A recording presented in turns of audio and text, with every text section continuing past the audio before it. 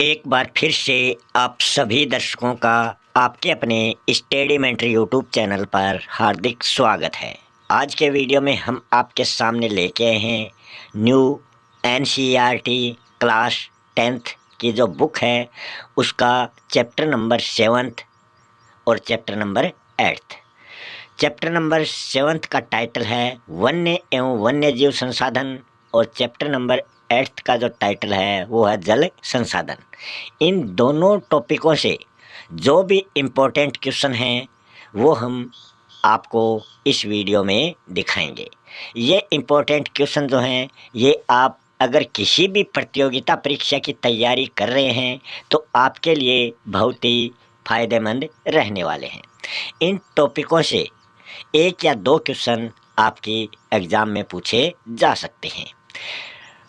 Video पर अंत तक बने रहें और सभी क्वेश्चनों को ध्यान से देखें, सुनें और अगर आपको वीडियो अच्छा लगे तो चैनल को सब्सक्राइब कर लेना, वीडियो को लाइक और शेयर ज़रूर कर देना। तो शुरू कर रहे हैं आज का अपना ये वीडियो। पहला क्वेश्चन है, भारत में विश्व की सारी जैव उपजातियों की कितने प्रतिशत जो संख्या है वो पाई जाती है? तो ये इसका 8% जो है वो पाया जाता है। लगभग 16 लाख इनकी संख्या है। भारतीय वन्यजीव अधिनियम कब लागू किया गया था? तो ये कब लागू हुआ था? ये हुआ था 1972 ईस्वी को। प्रोजेक्ट टाइगर की शुरुआत कब हुई थी? तो प्रोजेक्ट जो टाइगर है इसकी शुरुआत 1973 मतलब भारतीय वन्य जीवन जो अधिनियम बना था उसके 1 वर्ष बाद इस प्रोजेक्ट टाइगर की शुरुआत कर दी गई थी। नेक्स्ट है, कॉर्बेट राष्ट्रीय उद्यान भारत के कौन से राज्य में स्थित है?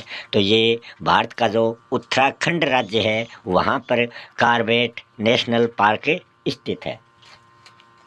नेक्स्ट है, सुंदरवन राष्ट्रीय उद्यान भारत के किस राज्य में स्थित है? तो सुंदरवन की बात करें तो ये भारत के पश्चिमी बंगाल जो राज्य है वहाँ पर स्थित है।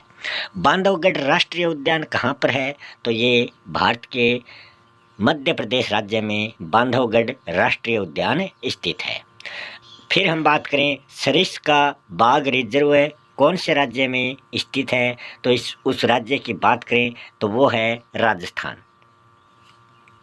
पेरियार बाघ रिजर्व जो है ये किस राज्य में है? तो पेरियार बाघ जो रिजर्व है ये केरल राज्य में स्थित है। काजीरंगा राष्ट्रीय उद्यान कौन से राज्य में स्थित है? तो ये है भारत के असम राज्य में स्थित। फिर है, भारत के किस राज्य में स्थायी वनों के अंतर्गत सबसे अधिक क्षेत्र पाया जाता है? तो स्थायी वन सबसे अधिक भारत के मध्य प्रदेश राज्य में पाए जाते हैं। ये कुल आबादी का 75% जो है वो यहाँ पर पाया जाता है। वन विभाग के अनुसार देश के कुल क्षेत्रफल का कितना हिस्सा जो है वो रक्षित वन माना जाता है? तो वो है कुल हिस्से का 1/3 जो भाग है वो माना जाता है। नेक्स्ट है, राजस्थान के किन जिले में कौन से जिले में 5 गांवों के लोगों ने 1200 हेक्टेयर वन भूमि भैरवदेव डाकन सेंचुरी घोषित कर दी है? तो वो है राजस्थान का अलवर जिला। छोटा नागपुर क्षेत्र में मुंडा और संथाल जनजातियां जो है वो कौन से पेड़ों की पूजा करते हैं? तो वो महुआ और जो कदम के पेड़ हैं उनकी पूजा करते हैं। किन राज्यों की जनजातियां शादी के दौरान इमली और आम के पेड़ की पूजा करती हैं? तो वो ओडिशा और बिहार राज्य की जनजातियां अपने विवाह के दौरान इमली और आम के पेड़ की पूजा करते हैं। चिपको आंदोलन का संबंध जो है वो किससे है? तो वो है हिमालयी क्षेत्र से। टिहरी के किसानों के द्वारा किस अभियान ने दिखा दिया कि रासायनिक उर्वरकों के प्रयोग बिना भी विविध फसल उत्पादन व आर्थिक कृषि उत्पादन जो है वो संभव है? तो वो है बीज बचाओ आंदोलन और नवदानम आंदोलन। इनके द्वारा ये बता दिया है। 1988 में किस राज्य ने संयुक्त वन प्रबंधन का पहला प्रस्ताव पास किया था? तो वो है भारत का ओडिशा राज्य। नेक्स्ट क्वेश्चन है, जैव विविधता को परिभाषित कीजिए। तो पृथ्वी के स्थलीय व जलीय भाग पर अनेक प्रकार के जीव जंतुओं तथा वनस्पति का पाया जाना ही जैव विविधता कहलाता है। अगला क्वेश्चन है, पारिस्थितिक तंत्र जो है वो किसे कहते हैं? तो मानव और दूसरे जो जीवधारी हैं वो मिलकर एक जटिल तंत्र का निर्माण करते हैं। उसी जटिल तंत्र को पारिस्थितिक तंत्र के रूप में जाना जाता है। वनों और वन्य जीवन का संरक्षण करना क्यों जरूरी है? तो क्यों जरूरी है? वन और वन्य जीवन के संरक्षण से पारिस्थितिकी जो विविधता है वो हमेशा बनी रहती है तथा हमारे जीवन साध्य संसाधन जो हैं जैसे कि जल, वायु और मृदा ये सभी बने रहते हैं।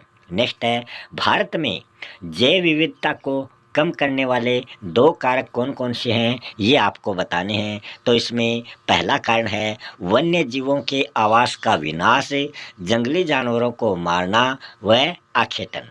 दूसरा इसका कारक है पर्यावरणीय प्रदूषण। नेक्स्ट क्वेश्चन है, भारत में किन्हीं 2 बाघ आरक्षित परियोजनाओं के नाम आपको बताने हैं। तो वो एक तो उत्तराखंड का कार्बेट राष्ट्रीय उद्यान है, दूसरा पश्चिमी बंगाल का सुंदरवन राष्ट्रीय उद्यान है। नेक्स्ट क्वेश्चन है, चिपको आंदोलन का महत्व आपको बताना है। तो हिमालय प्रदेश में जो हिमालय प्रदेश है उसमें वनों की कटाई को रोकना तथा सामुदायिक वनीकरण करना आदि कार्य जो हैं ये चिपको आंदोलन के अंतर्गत किए जाते हैं। राजस्थान में बिश्नोई समुदाय का अभिन्न हिस्सा किन जीव जंतुओं को माना जाता है? तो बिश्नोई समुदाय जो है वो काला हिरण, चिंकारा, नीलगाय, मोर इन को अपने समुदाय का हिस्सा माना है।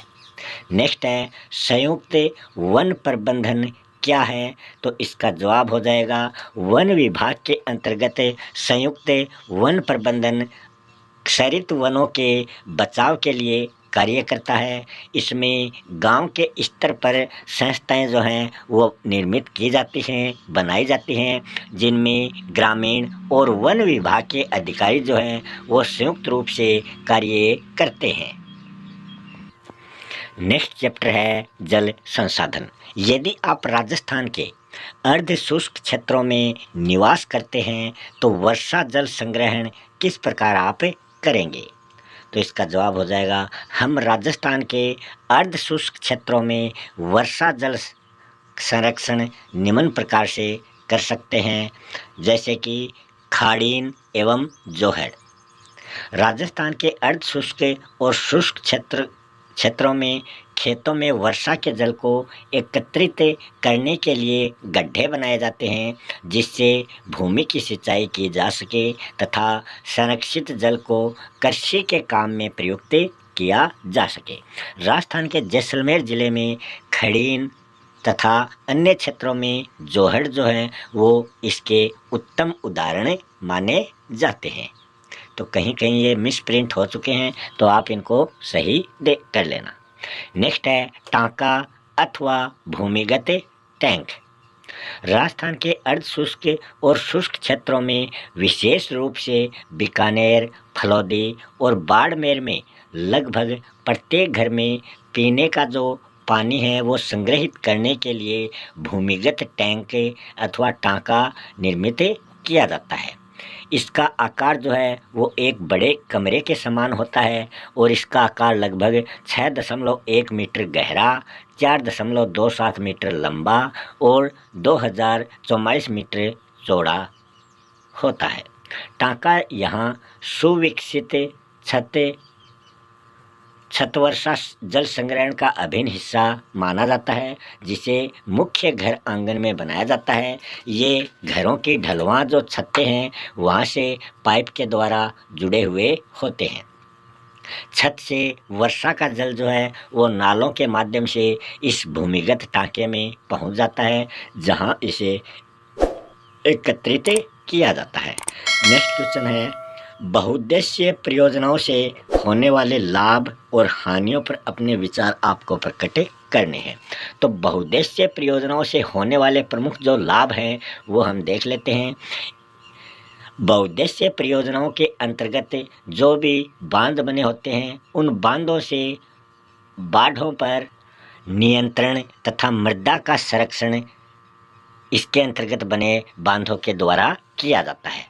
इन बांधों के जल ग्रहण क्षेत्रों में योजनाबद्ध तरीके से वृक्षारोपण करके वन्य भूमि का विस्तार इसके द्वारा किया जाता है, जिससे परितंत्र के संरक्षण में सहायता मिलती है। बांधों के पीछे बने जलाशयों में मछलियों के बीज जो हैं वो तैयार किए जाते हैं।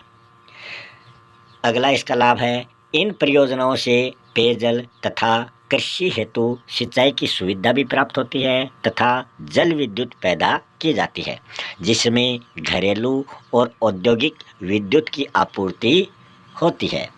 फिर हम ये तो हो गए लाभ, अब हम बात करते हैं इसकी हानियों की।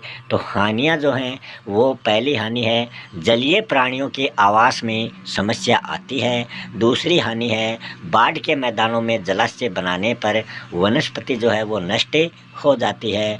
फिर अगली हानि है, बांधों के कारण स्थायी समुदायों का बड़े पैमाने पर विस्थापन होता है तथा उनकी भूमि तथा आजीविका के साधन जो हैं वो उनसे छिन जाते हैं।